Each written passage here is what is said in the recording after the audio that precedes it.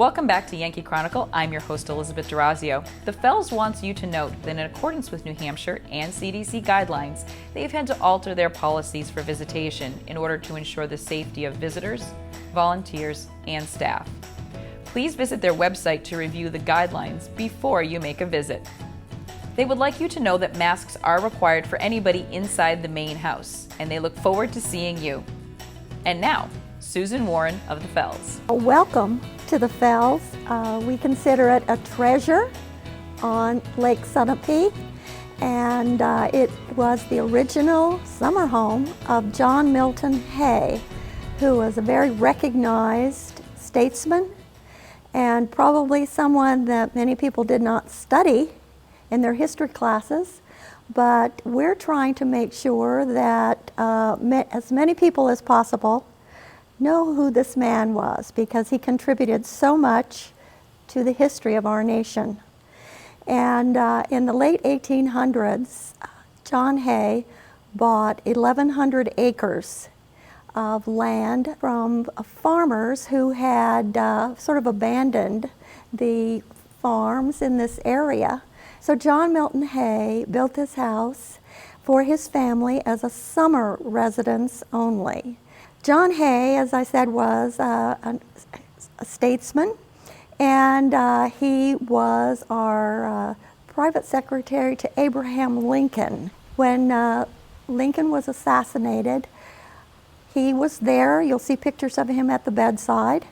And he then, after that, went on to do many things. He became our Secretary of State under McKinley and Teddy Roosevelt. So there is a lot of history here, but all of the generations of Hays did something significant, and that's why this property is so interesting. After John Milton Hay passed away, his son Clarence inherited the property, and he and his wife Alice Appleton Hay sort of changed the house a little bit.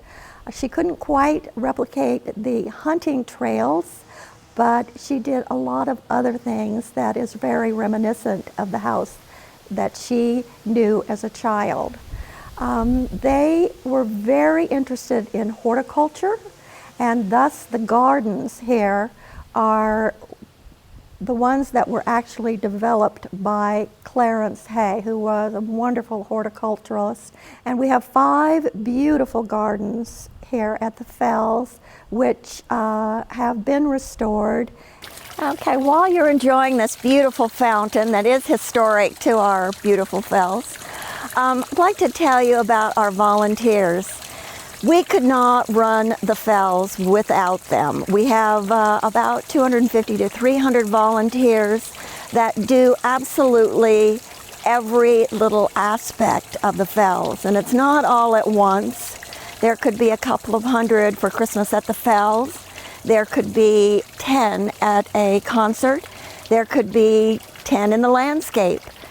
But these wonderful volunteers do so much and support the Fells in a way that our staff, which is small and limited, could never do. We are grateful for every one of these fabulous people who give of their time and share their knowledge and talents with us.